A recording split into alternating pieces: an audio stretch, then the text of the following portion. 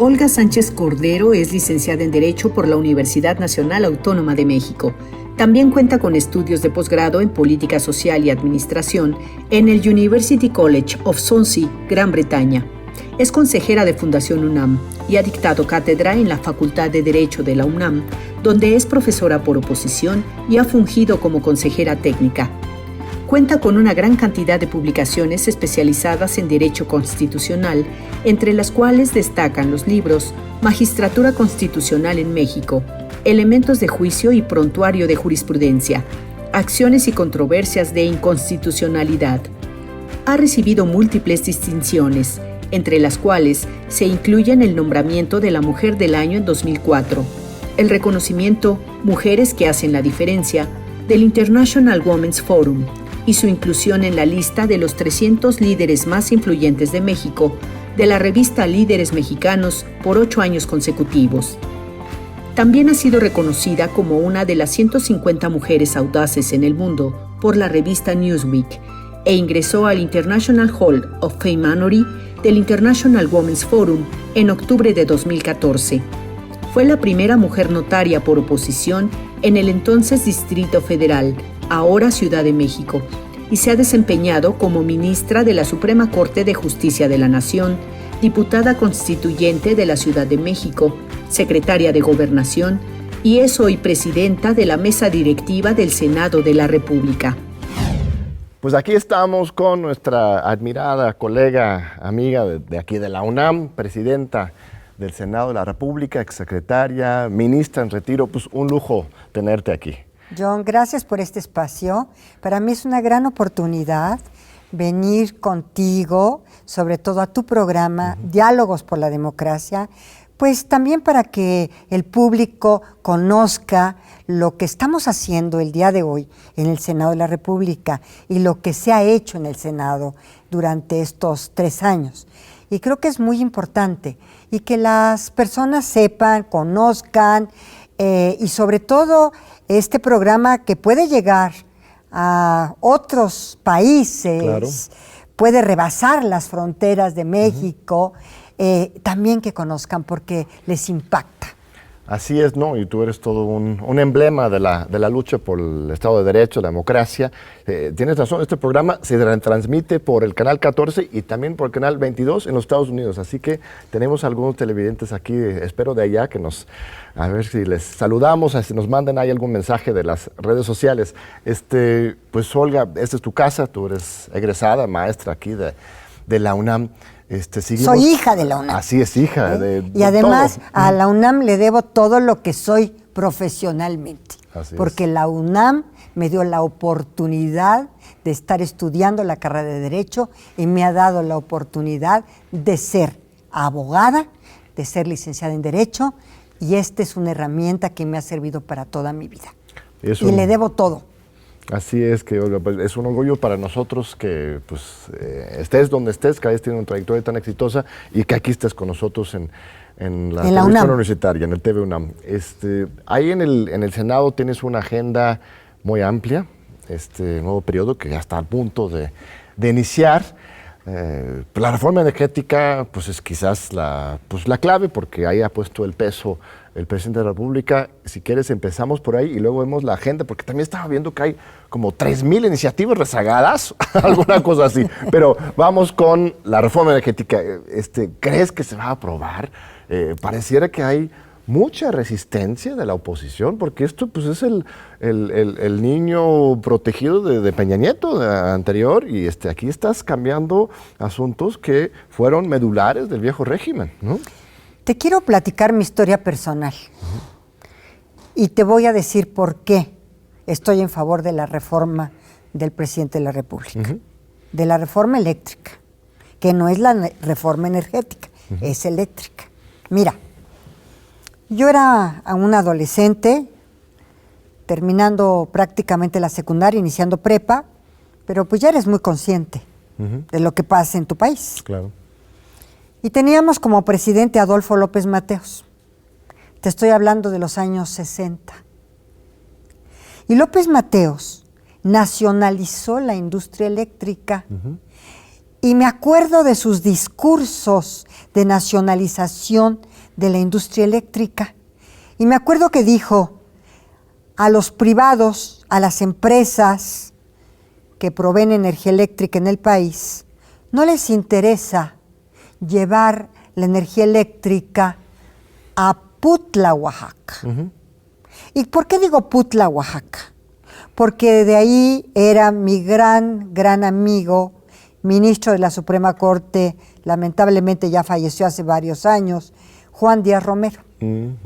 Y él era un profesor de primaria, uh-huh, antes de llegar a ser licenciado en Derecho, uh-huh, y de ser ministro de la Suprema Corte. Uh-huh. Y era de Putla. Y me platicaba que cuando llegó la energía eléctrica por la nacionalización de la industria eléctrica, él podía dar clases en la noche, uh-huh, podía dar clases en la tarde-noche. Y fue una revolución en su pueblo, como es una revolución en San Lucas Camotlán, uh-huh, en la zona Mije o en Quetzaltepec. Y entonces ahí llegó la energía eléctrica como una gran consecuencia de la nacionalización. Sí. Y yo, una adolescente, pues me quedé muy impactada, muy impresionada. Primero porque para mí López Mateos, además de que yo era una jovencita y se me hacía muy guapo el presidente, era un gran orador, uh-huh, y era un gran presidente. Incluso salía mucho fuera de México y entonces, ya sabes, sus críticos siempre decían, bueno, ¿y por qué sale tanto de México? Sí, por eso hasta le decían el López Paseos, porque viajaba por todos lados, ¿verdad? Viajaba mucho, uh-huh, pero él a sus críticos les decía siempre, yo quiero llevar a México a otros países a que nos conozcan, quiero traer turismo, quiero que México se conozca, por eso voy al extranjero. Pero efectivamente, sus grandes críticos, y más aún después de la nacionalización de la energía eléctrica, de la industria eléctrica, uh-huh, pues más se aferraban a criticarlo y le decían López Paseos. Pero lo que realmente estaba atrás de esto era dar a conocer a México, porque antes pues no había internet, no habían estas formas de comunicación tan rápida, a una velocidad de los instantes mismos, sino que pues era otra vida. Pero entonces tú ves esta reforma de Andrés Manuel, de la Cuarta Transformación, como una continuidad de ese proyecto. Por eso te digo que cuando yo era adolescente, uh-huh, y lo viví, pues claro que a mí se me quedó muy grabado y claro que a mí se me quedó interiorizado. Uh-huh. Así que yo por eso no tengo problema. Pero a ver, las críticas son claras. Yo igual no las comparto, yo estoy contigo. Defiendo la reforma eléctrica de Andrés Manuel, que va más allá solamente de lo de CFE, sino también incluye lo del litio, que es una parte esencial que luego no se habla tanto. Pero las críticas ahí están, hay que contestarlas. Se dice que esto va a afectar la certeza jurídica de esas empresas transnacionales que invirtieron en la generación más ecológica, que también dicen que esto es antiecológica, la reforma eléctrica. ¿Qué respondes a esas críticas? Mira, yo creo que no tienen realmente razón de ser. Uh-huh. Por una razón, se van a respetar las inversiones. Uh-huh. Yo le preguntaba al presidente en algún momento si efectivamente las inversiones hasta el día de hoy superan este porcentaje que el presidente está proponiendo al Congreso. 45 o algo así, ¿no? 46, uh-huh, 54. Uh-huh. Y me dijo, por ahí andan. Uh-huh. No son más del 46. Andan más o menos en ese porcentaje ahorita. Uh-huh. Entonces, eso significa, bueno, cuando menos eso entendí, que no se van a afectar. Claro, la rectoría del Estado va a estar en la Comisión Federal de Electricidad. Y desde luego que la Comisión también quiere caminar hacia energías limpias, no necesariamente hacia energías, llamémosle, tradicionales o energías no renovables, o en fin, como el petróleo, como el gas, como el carbón, sino energías limpias. Pero bien, desde la soberanía. Pero es que el problema desde es que la esas soberanía. empresas Y de- transnacionales y desde muy la ambientalistas, pero... Por ejemplo, a mí me parece espléndido que se haya retomado el tema de las hidroeléctricas. Claro. Porque las hidroeléctricas realmente mandan mucha energía a la distribución de la energía eléctrica y son energías limpias también. Tenemos una ahí en Morelos que está a punto de echarse a andar, después de muchos problemas, una inversión de más de 20,000 millones de pesos que se hizo en el Estado y que puede dar la autosuficiencia al Estado de Morelos una vez de que se echa a andar esta termoeléctrica. Está bien estos argumentos, estimada senadora, pero la oposición, el PRI y el PAN, tienen que aprobarlo también porque es una reforma constitucional de 2/3 partes y ellos estaban directamente metidos en las reformas del Pacto por México que esto en parte revierte. Y ellos tienen negocios con estas empresas o por lo menos complicidades, por lo menos esa es la idea que tiene la población. Entonces, ¿cómo convencerles para que realmente acompañen esta reforma? A ver, yo te voy a preguntar algo. Por ejemplo, el coordinador de diputados, Moreira, él es de Coahuila. Del PRI, coordinador de diputados del PRI. El coordinador de diputados del PRI, Moreira. Él es de Coahuila. ¿Qué tiene Coahuila? Tiene minas de carbón. Así es. No sé, yo estoy pensando, estoy hablando por él, no he platicado con él, estoy hablando por él. ¿Tú crees que va a cerrar todos esos empleos de las minas de carbón? ¿Tú crees que les va a dar la espalda a la industria de las minas de carbón en su estado cuando él mismo, cuando Coahuila le debe a estas minas, a estos mineros, les debe 100 años de haberle proporcionado luz al sistema eléctrico del país? O sea, simplemente de la noche a la mañana. Claro. Digo, ponte a pensar. O sea, porque no nada más es darle el carpetazo. Claro. A ver las consecuencias. Muchos son pequeños mineros que se van de pocito en pocito, así los llaman, pocito en pocito, que no son las grandes empresas mineras, son mineros que venden su carbón. Y al final de cuentas tienen que respetar a sus bases de apoyo, estás diciendo, en un sistema democrático. Esa es la ventaja de tener un sistema democrático. En un diálogo por la democracia. ¿Dónde quedan ellos? Ah, no, pues ahora pura energía limpia. Estoy de acuerdo. Vamos a caminar en un momento dado ya hacia las energías limpias y lo tenemos que hacer. El planeta lo necesita.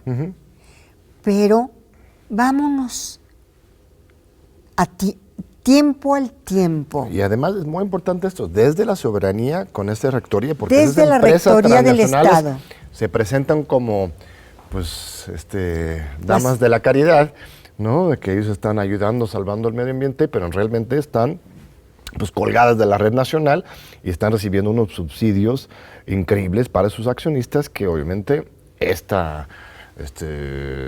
recurso también debería ser en primer lugar de los mexicanos y nuestros precios deberían respetarse así. El tema del litio, estimada Olga. En este tema, tanto en el tema del litio, o en el tema del carbón, en el tema del petróleo, en el tema de la energía eléctrica, ningún estado debe abandonar la rectoría del mismo. Así es. Entonces, pues yo ya te dije mi posición y te la dije porque la viví, porque yo era una adolescente, porque yo estuve en la reforma de Adolfo López Mateos y porque sé por qué la hizo. Y respeto a las empresas privadas, y no se les va a tocar en el sentido de sus intereses, ¿Por qué? Porque se está respetando ese 46%, pero sí tener el 54% como rectoría del Estado. No está nacionalizándose toda la industria eléctrica, está viendo orden y rectoría. Es mi posición. ¿Sí? Ahora, hablamos del Estado. Y tradicionalmente, porque tú llevaste teoría del Estado, porque yo llevé teoría del Estado en la Facultad de Derecho y tú en Ciencias Políticas, pero tú también. Yo imparto la materia de teoría de Estado y teoría de la Constitución en la Facultad de Derecho. En la Facultad de Derecho. Así es. Bueno, ¿qué nos enseñaron, mi querido John? Nos enseñaron que el Estado es pueblo, territorio y gobierno. Así es. Esos eran los 3 elementos del Estado. Pues yo te lo quiero cambiar ahora. A ver, aunque se enoje Hans Kelsen. Aunque se enoje Hans Kelsen. Y te voy a decir por qué. La reforma que aprobamos el año pasado es precisamente una reforma de la gran transformación de México. Le quitamos a los mexicanos nacidos en el extranjero el candado que para ser mexicanos por nacimiento tenían que ser hijos de padres mexicanos nacidos en México. Y ahora ya la próxima generación puede recuperar su nacionalidad. Y ahora, para que lo escuchen nuestra audiencia en los Estados Unidos, quiero darles esta buena noticia. ¿Y cuál es la buena noticia? La buena noticia es que, habiendo quitado ese candado que estaba en la misma Constitución, hoy pueden ser mexicanos los nacidos en el extranjero, hijos de padres mexicanos nacidos en el extranjero. Segunda generación. Segunda, tercera y ulteriores generaciones. De un día a otro, esta reforma impactó a 12 millones más de mexicanos que viven primordialmente en los Estados Unidos, aunque haya otros que vivan en otros países. ¿Qué quiere decir esto, mi querido John? Que esta teoría del derecho clásica de pueblo, territorio y gobierno ya es extraterritorial. Muy bien. Ya se fue al extranjero. Muy bien. Ya nuestros mexicanos... Pero tienen que ejercer el derecho los colegas conciudadanos porque... Claro, tienen que conocer que como mexicanos pueden votar. Exacto, pero tienen que registrarse, votar entonces. Pero sacan su acta de nacimiento sacan su acta de nacimiento un acta mexicano entonces. Mexicanos por nacimiento. ¿Y cómo haces ese trámite desde allá? Es que necesita ya la Secretaría de Relaciones Exteriores, después de esta gran reforma constitucional, establecer los lineamientos para sacar el acta de nacimiento. Muy bien. Y es decir, tienen que acreditar que fueron sus padres o sus abuelos o sus tatarabuelos mexicanos por nacimiento. Maravilloso. Pues vamos a ir un breve corte y seguir hablando de esto y muchos otros fascinantes temas con la presidenta del Senado de la República, Olga Sánchez Cordero. No se vayan. Aquí seguimos con Olga Sánchez Cordero. Muchísimas gracias, querida Olga, por estar aquí en tu casa, la casa de todos los mexicanos y las mexicanas, la máxima casa de estudios de la UNAM. Estamos hablando de una agenda muy amplia de temas del Senado. Hablaste sobre el tema de nacionalidad de los mexicanos allá, pero también estás a punto de presentar una iniciativa de reforma al artículo 32 de la Constitución con respecto a los naturalizados. Los naturalizados. Eso me interesa, Olga. A ver, ¿qué nuevos derechos voy a tener? Vas a tener nuevos derechos, mi querido John. Mira, los naturalizados mexicanos optaron por la nacionalidad mexicana voluntariamente. Ellos quisieron ser mexicanos. Y estoy de acuerdo que haya ciertas restricciones en la misma Constitución para los mexicanos por nacimiento. Por ejemplo, para la presidencia de la República, por ejemplo, para ser senador de la República, ser ministro de la Corte, ser diputado federal. Estoy de acuerdo, pero están en la Constitución. Lo que tratamos de hacer es que solamente las restricciones que están en la Constitución estén reguladas ahí y sean obviamente restricciones para acceder a estas posiciones por parte de los naturalizados.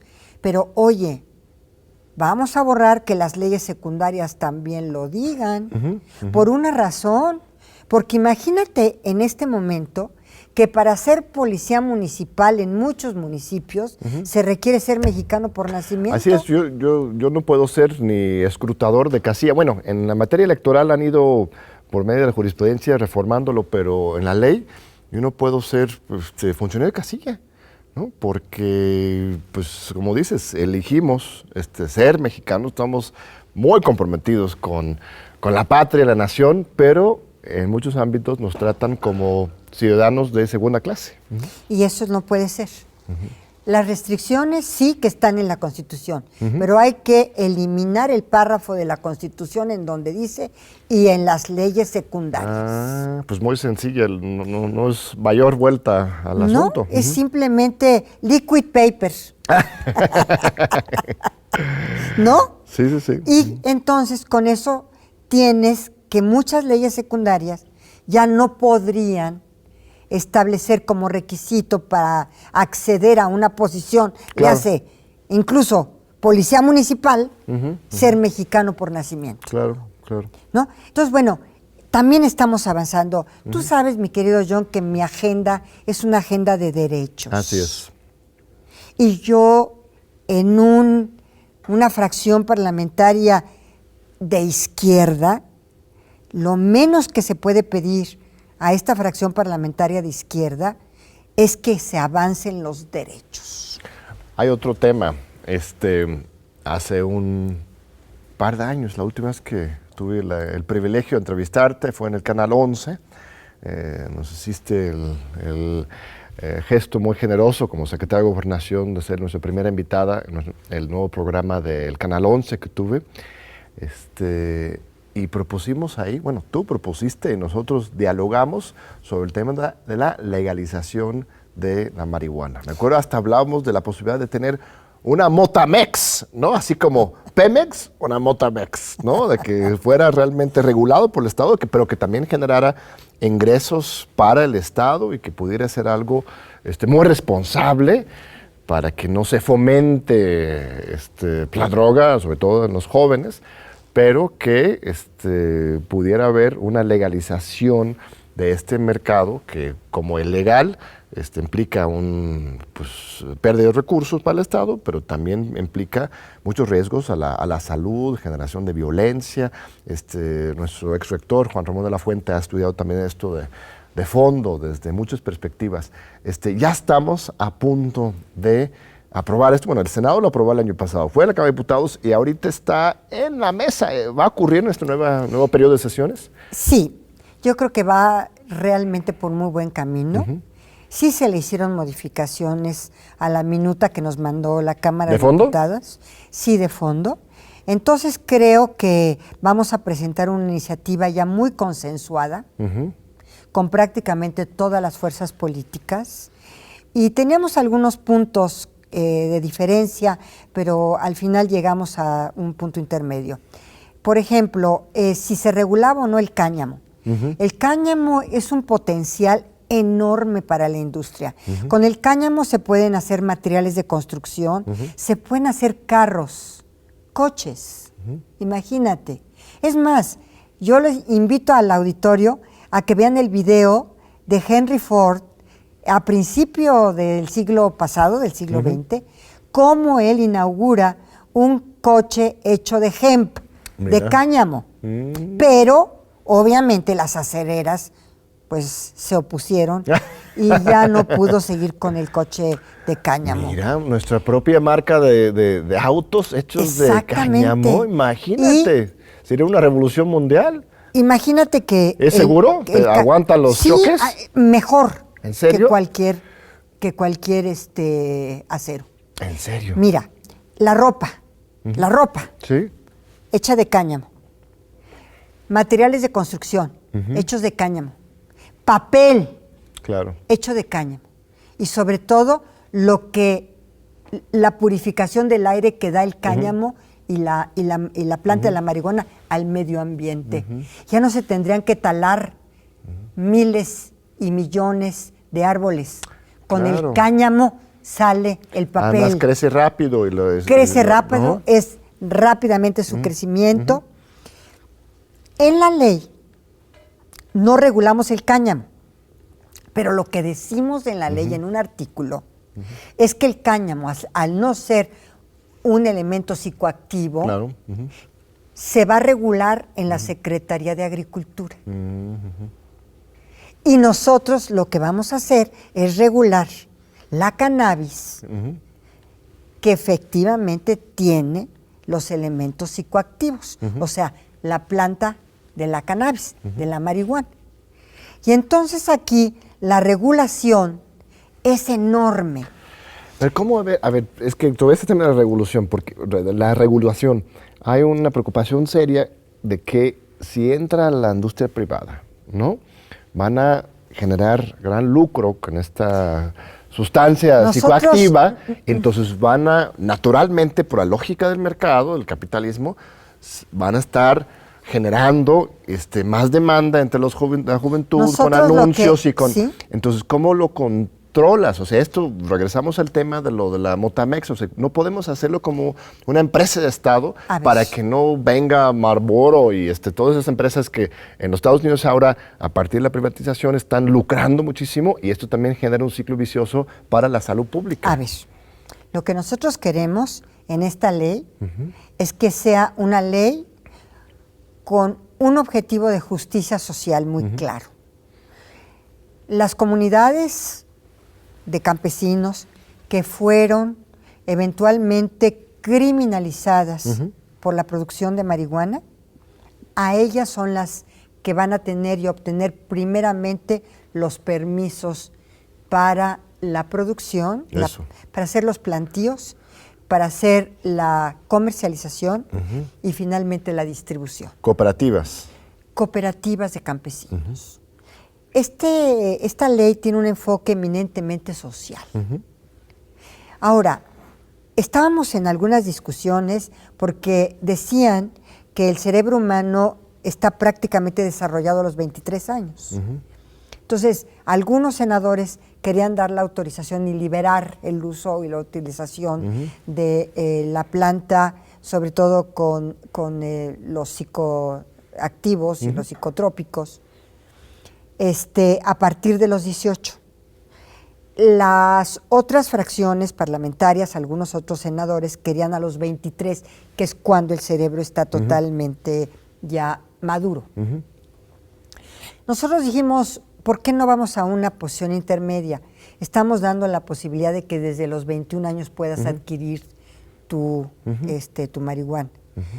Claro, ahí hay una discusión porque queda de 18 a 21 un mercado negro que pudiera fomentarse, ¿no? Incluso ahora, desde los 14 años o antes, ¿no? Pero bueno, y ahí está la discusión entre los 18 y los 21 años. Es importante decirte que si se regula la marihuana en el momento en que entre en vigor esta ley, salen de la cárcel todos aquellos jóvenes que por posesión de marihuana están recluidos. Eso es muy importante. ¿Cuántos son, estimada Olga? Tú estabas muy cercano a esto. Es una población importante de jóvenes. Es una población importante de jóvenes.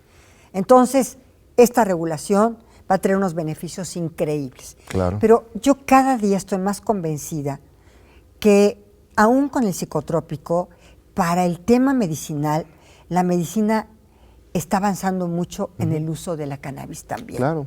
Fíjate, ahora dicen que tiene un efecto muy positivo en el Alzheimer, en el autismo.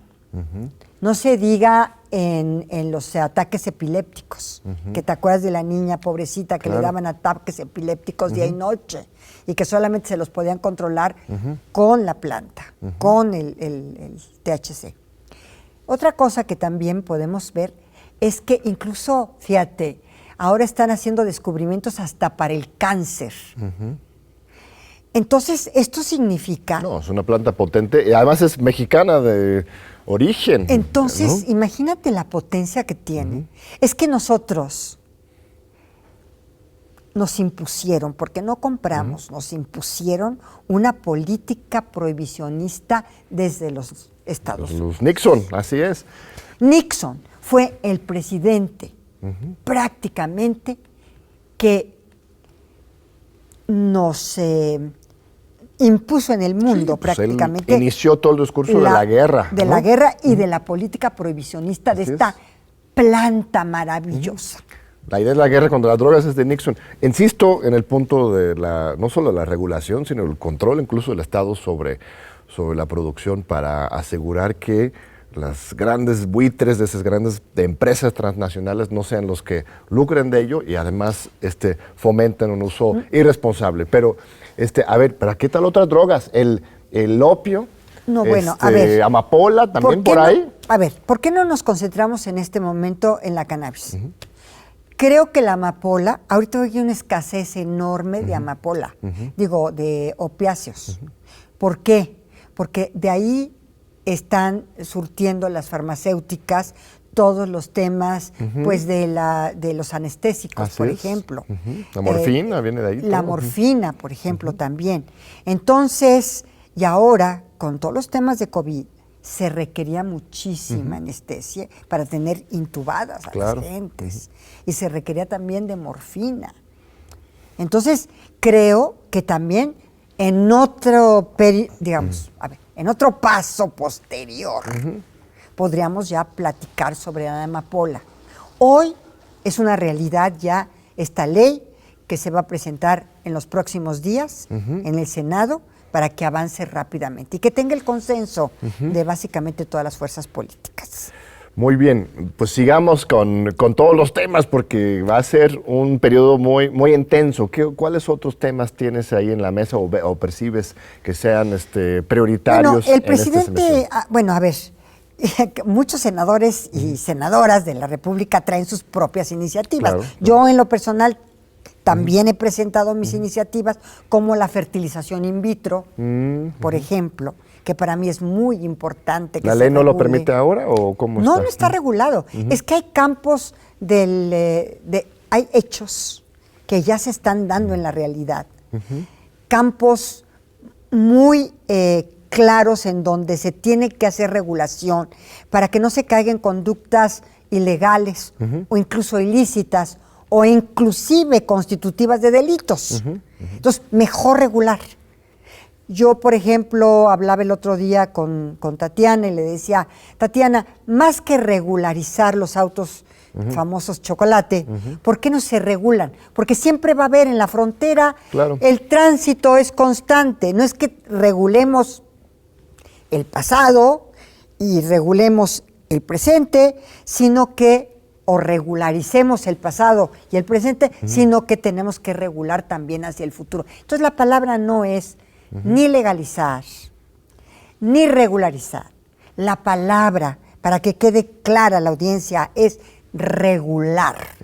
Regular, que el Estado regule situaciones que ya son una realidad, que son hechos, y que si no se regulan, tienes un campo enorme. Es que sí, por ejemplo, para las clínicas clandestinas de fertilización in vitro, imagínate nomás, ¿no?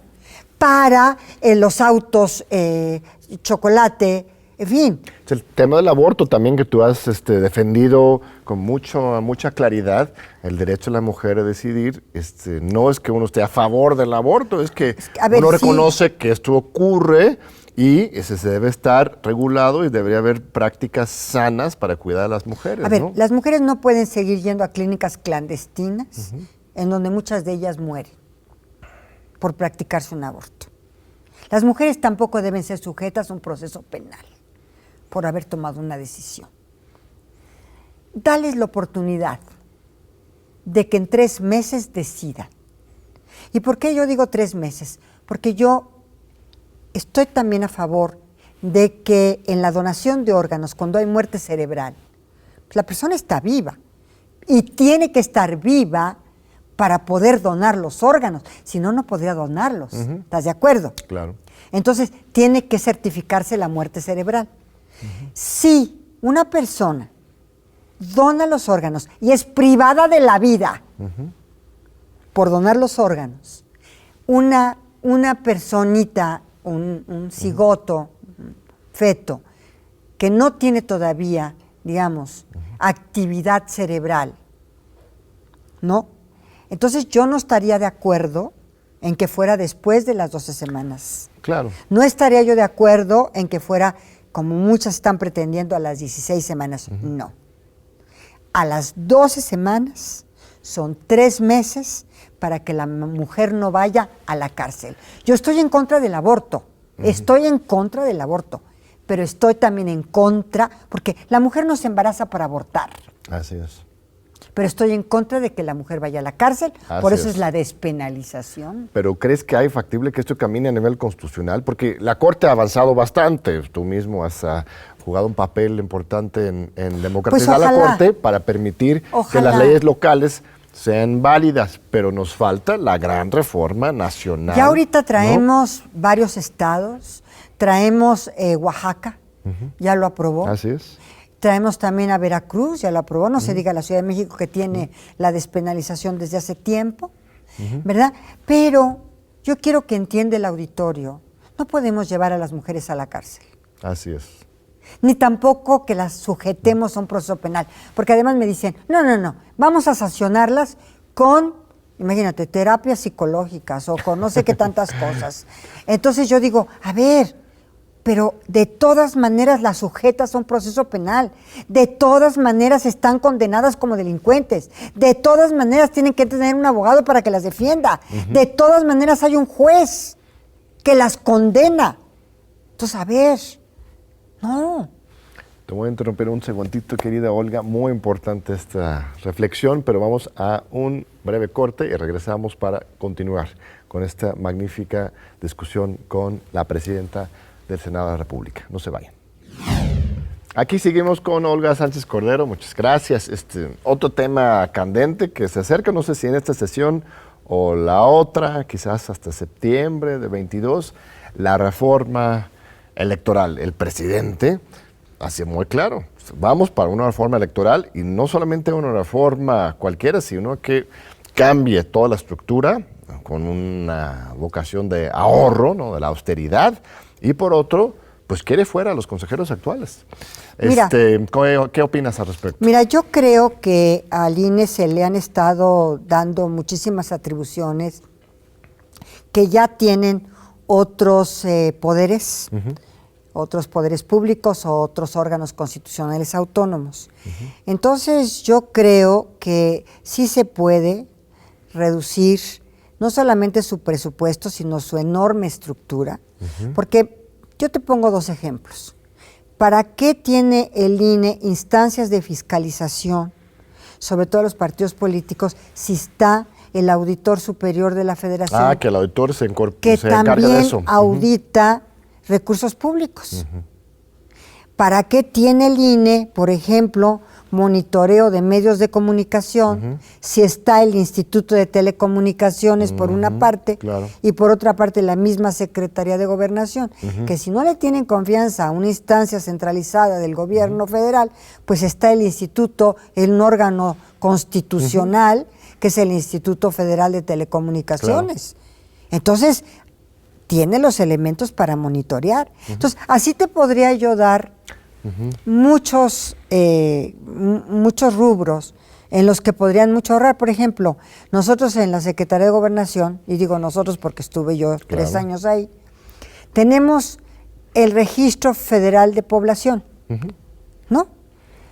Bueno, hoy tenemos que ir hacia el CURP, pero hacia un CURP en donde tengamos a la persona con sus biométricos, con los biométricos, y también el reconocimiento facial. Claro. Y yo el otro día le decía a Lorenzo Córdoba, estuve con él en la Asamblea de Notarios, le decía, a ver, Lorenzo, le dije, tu credencial para votar ya es absolutamente obsoleta.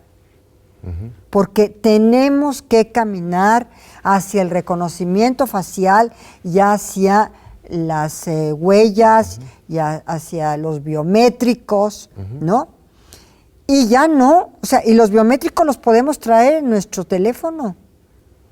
Los puede tener el INE y puede hacer el reconocimiento facial de inmediato para votar. Entonces, esta credencialización, o sea, ya en esta era de la informática, de la tecnología, de las plataformas, que son como, para mí, pues imagínate nomás, yo nací en los 40s, en el 47, para mí esto es ciencia ficción, pero es una realidad. Hay que usarlo. Otro tema donde se puede ahorrar es el de los soples, por ejemplo. Hay una reforma radical que algunos han puesto en la mesa de pues desaparecer esta estructura doble, que sea un solo instituto nacional que se encarga también de lo local, lo federal, polémico porque podría afectar al federalismo. Y en general, ¿qué opinas con respecto a este diferendo entonces entre el presidente del INE y el presidente de la República? De los recursos. De los recursos y en general, eso es nada más la última edición de un pleito larguísimo. Tú que conoces bien a Lorenzo, te ibas bien con él, también con el presidente. ¿Cómo superar esto? ¿Quién tiene la culpa o cómo salir de esa situación? Yo te insisto que fueron históricamente las circunstancias que le fueron dando al INE unos recursos verdaderamente impresionantes. Yo creo que ningún instituto electoral del mundo, no, por supuesto, tiene los recursos que tiene el INE. Ningún instituto electoral del mundo tiene las atribuciones que tiene el INE. Y menos ahora, que va a tener ya un tipo de reconocimiento facial y que va, y de biométricos, que va a dejar a un lado la credencialización. Entonces, ¿qué creo? Que tenemos que avanzar hacia un instituto del siglo XXI. Y no anclarnos en un instituto del siglo XX. ¿Con o sin los mismos consejeros? Pues en ese tema yo no me quisiera meter. ¿Está bien? ¿No? Porque, bueno, sí me meto en las materias y en las atribuciones que tiene, que son enormes, y que podrían, digamos, estos tipos de servicios de auditoría, de telecomunicaciones, en fin, hacerse por otros órganos que ya tienen este tipo de funciones, ¿sí? Y que se puede reducir mucho la capacidad y sobre todo la enorme cantidad de personal que tiene el INE. Se podrían reducir los recursos precisamente si dejamos un INE operando exclusivamente y organizando las elecciones. Bien, y otros temas de reforma del Estado. Yo recuerdo que cuando ganó Fox en el año 2000, se formó toda una comisión especial para la reforma del Estado que coordinaba Porfirio Muñoz Ledo, ¿te acuerdas de esto? Se planteaba incluso la posibilidad de caminar hacia un sistema parlamentario, o semiparlamentario. Una reconstrucción del Estado. Mismo López Obrador ha hablado sobre eliminar los organismos autónomos, reducir las secretarías. En ese nivel de organización del poder constitucional, ¿tienes propuestas concretas o más o menos estamos? Te voy a platicar también mi historia personal, rápidamente. Por favor. Porque yo creo que somos quienes fuimos y quienes vamos a ser, ¿no? O sea, tenemos un pasado, tenemos un presente y vamos a tener un futuro. Sí. Y yo voy a referirme a mi pasado en este tema concretamente, porque es importante la experiencia que tú puedas adquirir en el pasado. Yo cuando ingresé a la Corte en el año de 1995, fíjate, ¿hace cuántos años? 26 años. ¿Más? ¿27? 27 años. 95, 27 años. Sí. Cuando ingresé a la Corte, solamente había un órgano constitucional autónomo, uno, que era precisamente el Banco de México. Y la autonomía de Banco de México era necesaria, porque desde luego la política monetaria tenía que tener sus propias instituciones diferenciadas del gobierno central. Y esto era en todo el mundo. En todo el mundo, el Banco Central tiene una independencia y una autonomía, inclusive a rango constitucional. Cuando yo salgo de la Corte, en ese periodo, bueno, empiezan a crearse y a crearse y a crearse y a crearse y a crearse órganos constitucionales autónomos. El propio Instituto Federal Electoral estaba como un órgano desconcentrado de la Secretaría de Gobernación. Yo recuerdo que Jorge Carpizo en algún momento presidió el Instituto Federal Electoral. ¿Qué pasó? Se hizo autónomo. Primero se hizo Instituto Federal, después fue también órgano constitucional autónomo. Las competencias de la Secretaría de Comunicaciones y Transportes en materia de telecomunicaciones eran de la Secretaría. Ah, no. Se extrajeron de la Secretaría de Comunicaciones para conformar precisamente el famoso Instituto de Telecomunicaciones, autónomo. Ah, que la competencia económica. Claro, también, todo. Entonces, en lugar de ser un desconcentrado de la Secretaría de Economía, no, porque entonces es el gobierno central. Vamos a sacarlo como un órgano constitucional autónomo de la Secretaría de Economía. El INAI, el INEGI. El INAI, el INEGI, y así se fue la CNDH. Así es. La CNDH era también un desconcentrado de la Secretaría de Gobernación. Y hay motivos para algunos de ellos, pero quizás no todos, ¿verdad? Es una pulverización del poder federal también. Sí, el clásico, volvemos a teoría del Estado, la clásica división de poderes, los 3 órdenes de gobierno. Mira, yo he escrito un par de libros sobre este tema, querida Olga, y lo que yo he propuesto es que pues, sigamos el ejemplo de pues, Ecuador, por ejemplo. Ya tener un cuarto poder autónomo ciudadano. Porque ese de los 3 poderes de Montesquieu pues, es de hace unos cientos de años. Y ahora, en lugar de tener muchos pequeños órganos, mejor pensemos ya en un poder ciudadano, un cuarto poder que sea autónomo y rinda cuentas hacia la ciudadanía de una forma diferente a las otras.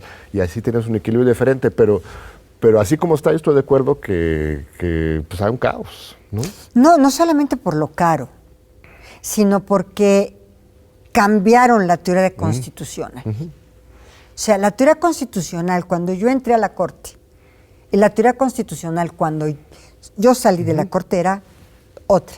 Claro. Diferente. También te quiero decir que en la Corte empezamos a construir como una doctrina judicial órdenes jurídicos de los 3 niveles de gobierno. Mira, cuando yo entré a la Corte otra vez, mi historia, cuando yo entré a la Corte había 2 órdenes jurídicos, únicamente, el federal y el local. Y cuando yo salí de la Corte, jurisprudencialmente, en doctrina judicial, se habían creado 5 órdenes jurídicos, judicialmente creados por las integraciones a las que yo pertenecí. Te platico. No había orden jurídico municipal. Se crea el orden jurídico municipal. Ya vamos con 3 órdenes jurídicos. Se crea el orden jurídico constitucional y empiezan a crearse las leyes generales, que no federales ni locales. Y las leyes generales van a dar el piso mínimo en las diversas materias y la normativa mínima y la distribución de competencias de los 3 órdenes de gobierno, ¿no? En materias como ahora la Ley General de Movilidad, en materias como la Ley General de Asentamientos Humanos, la Ley General de Salud, la Ley General de Educación. Esto no hubiera sido posible si la Corte no establece un orden jurídico constitucional. Entonces ya se expandió terriblemente la complejidad del derecho bajo tu supervisión en la Corte. La integración de la Corte a la que yo pertenecí no es mía, es la integración de la Corte. Participaste en esa sofisticación del derecho. Sí. Y el orden jurídico nacional, porque hoy tenemos un instituto nacional electoral. Claro. No federal, no local. Claro. Nacional. Entonces, imagínate estos órdenes jurídicos dentro de la Constitución. Y yo diría una cosa, para concluir. Fíjate, en mis pláticas con el presidente, él, cuando yo era secretaria de Gobernación, él para mí interpreta la Constitución todos los días, pero la interpreta políticamente. ¿Yo cómo la interpretaba? Yo en la Corte la interpretaba jurídicamente. Pero al final, la interpretación política, no jurídica, de la Constitución, porque la Constitución es una Constitución política de los Estados Unidos mexicanos. Así es. ¿Qué es política? Política que contiene los principios, los valores, la ideología, la historia de un pueblo, plasmada en el documento, en el pacto social llamado Constitución, política. Y lo que hace el presidente todos los días es interpretar políticamente la Constitución. Yo estaba acostumbrada a interpretarla jurídicamente, pero ¿cuál es la confluencia entre la interpretación política y la interpretación jurídica, que son distintas? La confluencia está en la misma Constitución, en la misma norma suprema, pero también en la norma suprema llamada Constitución política. Y en la justicia, al final de cuentas, ustedes dos buscando la justicia. Por eso hacían tan buena mancuerna, querida Olga, y qué bueno que estés ahora en el Senado también dirigiendo estos esfuerzos. Nos quedan 30 segundos para un mensaje a la comunidad universitaria que te sigue, que te quiere y que tú también eres parte de. Pues mira, yo lo único que quisiera decirle a la comunidad universitaria es lo que dije al principio de este gran diálogo contigo, de este diálogo por la democracia, que es, yo le debo mucho a la UNAM y todos los que estamos en la UNAM la queremos a la UNAM y somos parte de esta gran comunidad porque la UNAM nos ha dado todo y nosotros tenemos una gran deuda personal y social, histórica, con la Universidad Nacional Autónoma de México. Es lo que yo quisiera dejar. Pues un privilegio tenerte aquí, querida Olga. Muchas gracias por todo. Gracias a nuestro amable público por seguir con nosotros una semana más aquí en Diálogo por la Democracia. Te esperamos de nuevo en 8 días aquí en TV UNAM.